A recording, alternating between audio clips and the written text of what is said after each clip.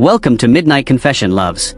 Tonight we uncover 3 terrifying true summer vacation horror stories, real nightmares of road trips, remote towns, and chilling encounters that will keep you hooked till the very end. 1. You know, some summer traditions feel like freedom until one stranger turns them into a nightmare. This happened just a couple weeks into summer, right after I graduated high school, the first summer where I had nothing to worry about. No classes. No job. Just the wide-open freedom of Wyoming. Everyone says the beginning of summer feels like magic, and they're right. That warm air carries the feeling that anything can happen. For us, anything meant climbing cliffs and chasing adrenaline. At my school, there's this supposed tradition where new graduates head out to the plateaus to climb rocks. I don't know if it's really a tradition anywhere else, but we treated it like a rite of passage. A celebration of survival. A test of courage. There were 4 of us, me, Alexandra, Nick, and Jack. We'd been inseparable since middle school. Alex had the only car tough enough to handle the trip, her beloved Jeep. She didn't drink, which made her the driver, while the rest of us stuffed our backpacks with beer, ready to toast under the open sky. We reached the Flaming Gorge lookout first, taking in the endless view. It was one of those moments where the whole world feels calm and perfect, like you're on top of life itself. Afterward, we found a climbing spot, jagged rocks like teeth rising into the air. We scrambled to the top, Alex first, then me, then Nick, and finally Jack. From up there, the view stretched forever.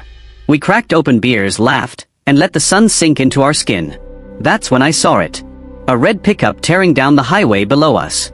It suddenly braked hard, tires screaming, and stopped right beside Alex's Jeep. We all turned to watch. A man got out, tall, broad, older. He didn't glance at the scenery, didn't stretch his legs. No. He stalked straight toward the Jeep, circling it like a vulture. He pulled at the handles. Pressed his face to the glass. Testing. Searching. Nick shouted down. The man jerked, startled, then spotted us. He waved. That wave was wrong, slow, casual, too casual. Then, unbelievably, he kept prowling. Jack yelled that we were armed. It was a bluff, but the man didn't flinch. Instead, he raised something metallic into the air, flashing in the sun. "Me too, kiddo." The words crawled up my spine. The next few minutes turned our summer fun into the kind of nightmare that never leaves you. 2. You think a road trip is just highways and gas stops, but sometimes the town you enter won't let you leave. This happened 3 summers ago, when I was 19. My brother Luke had just graduated college in California, and I was helping him move back home to New Jersey. We rented a U-Haul, packed it with his life, and hit the road.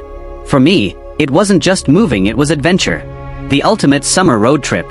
Everyone warned us about New Mexico. Our dad's words were sharp in my memory: don't stop there unless you absolutely have to. Some towns aren't safe. Get through as fast as you can. We promised we'd listen. But the U-Haul drank fuel like a monster, and by the time we crossed into New Mexico, the gauge was already sinking. 40 miles to the next station. Too far. We spotted a small town on GPS, barely 10 miles ahead. A gas station. Relief. The town was small. Dead quiet. Houses sagged like they'd been abandoned decades ago. The few people outside stared too long, their eyes following us, not with curiosity but hunger. Luke tried to laugh it off. I couldn't. We filled up. Then we tried to leave.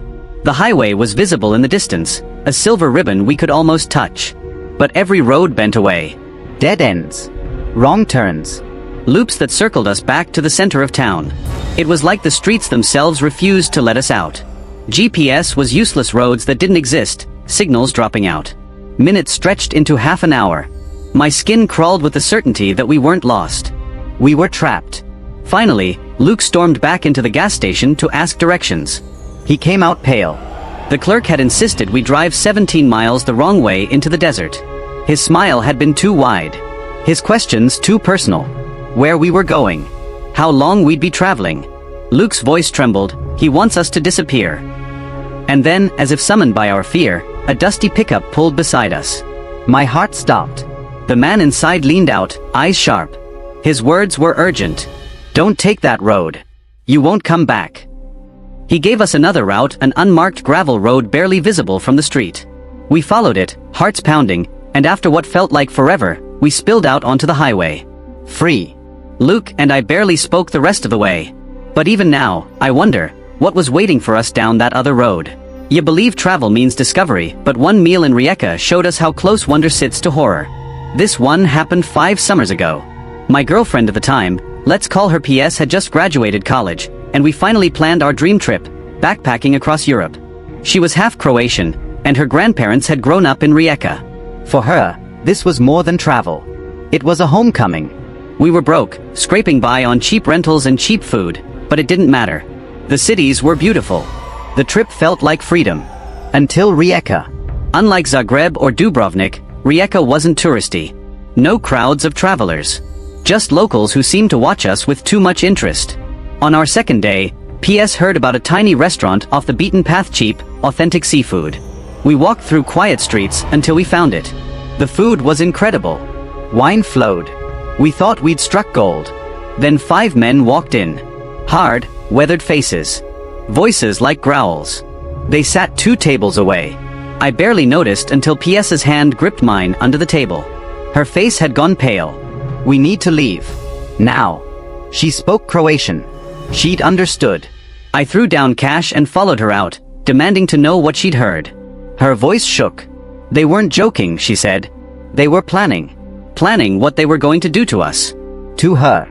Step by step. With a name. A man called Luca. I looked back.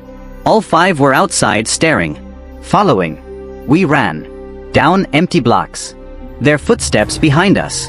My lungs burned. PS's sobs broke through the pounding of my heart.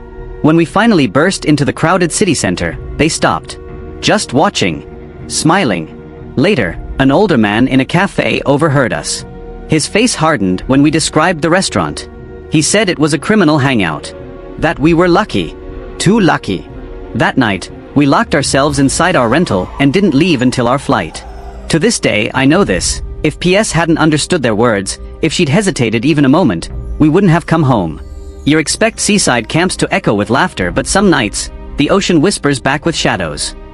This happened last summer, when my cousins convinced me to join a seaside summer camp. The place was lively during the day, swimming, games, songs around the fire. At first, it felt like a dream, sun, sea, and freedom. But on the 3rd night, something strange happened. The camp leader warned us, never go near the shore after dark. Everyone laughed it off, but my friend Arif wouldn't let it go. They're just ghost stories, he said. Tonight we find out for ourselves. 4 of us sneaked out. The sand was cool, the ocean silver under the moon. In the distance, an old lighthouse loomed, one we hadn't noticed before. A faint glow flickered in its upper window. Arif grinned. Let's check it out. As we got closer, the air grew heavy. The lighthouse smelled of rust and salt. Its door was ajar, creaking with the wind. Inside, damp walls dripped water. Strange claw marks gouged into the stone, deep and deliberate, like something had scratched its way out.